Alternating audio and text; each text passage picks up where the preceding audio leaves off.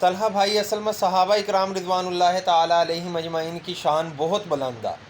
اللہ رب العزت نے ان کی شان اتنی بیان کر دی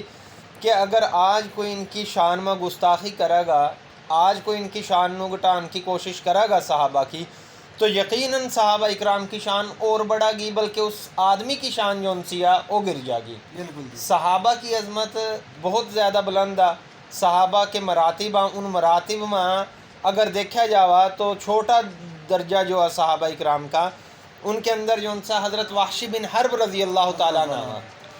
اس مرتبے کے تفاوت نو دیکھا جاوا تو سب سے چھوٹے صحابی حضرت وحشی بن حرب ہیں، لیکن حضرت وحشی بن حرب رضی اللہ تعالیٰ عنہ جو ان سے ہیں وہ بھی اتنے بڑے ہیں کہ دنیا کے تمام جو ان سے بڑے لوگ ہیں کتب ابدال ہیں مل جائیں تو پھر بھی ان کی شان نو نہیں پہنچ سکتے۔ کہ میں بھی ایک بہت بڑے عالم ہیں، ان کی بھائی سن رہا تھا، بیان ان کا سن رہا تھا، وہ بتا رہے تھے کہ حضرت اویس قرنی جو ہیں سب سے بڑے تابعی ہیں۔ تابعی مطلب ان کا سب سے بڑا مقام ان کا ہے، اور حضرت وحشی بن حرب رضی اللہ عنہ ان کا مقام صحابہ کرام کے اندر سب سے کم ہے۔ تو کہ دنیا کی وہ بتا رہے تھے سارے جو ان سے نیک لوگ ہیں، سارے ولی اللہ، حضرت اویس قرنی مل کر بھی حضرت وحشی بن حرب رضی اللہ عنہ کے پہلے مقام بھی نہیں چھو سکتے، پہلے مقام۔ بے شک حقیقت ہے جو